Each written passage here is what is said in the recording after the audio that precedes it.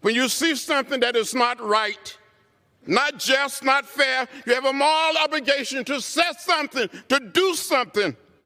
John Lewis devoted his life to the fight for justice and equality. There was something deep down within me, moving me, that I could no longer be satisfied or go along with an evil system.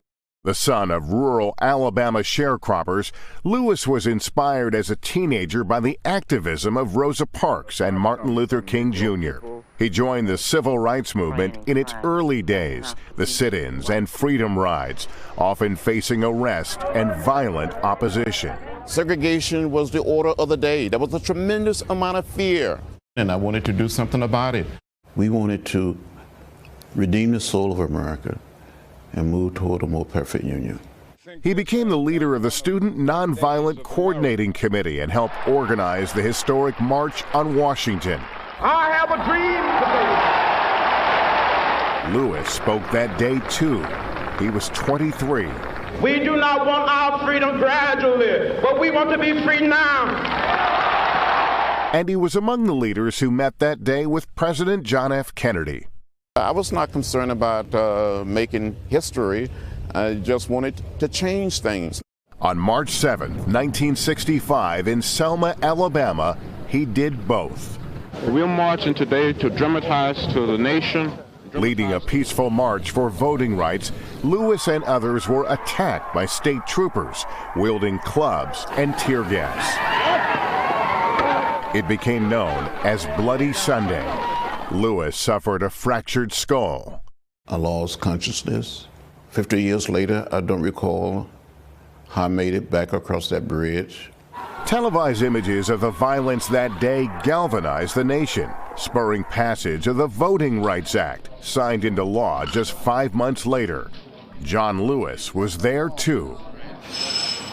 I'm John Lewis from the Voter Education Project.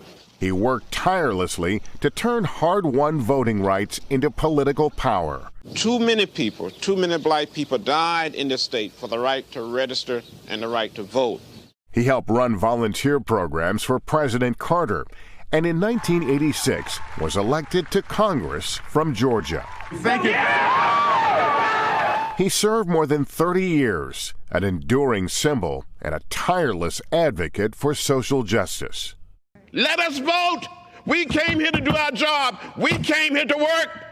A leading voice and a moral beacon, John Lewis was known as the conscience of Congress, admired, respected, and loved.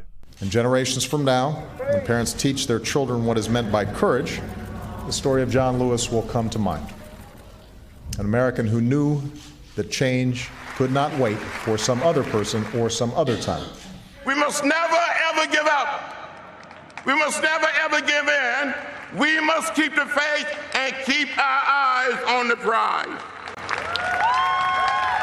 Hey, NBC News fans, thanks for checking out our YouTube channel. Subscribe by clicking on that button down here and click on any of the videos over here to watch the latest interviews, show highlights, and digital exclusives. Thanks for watching.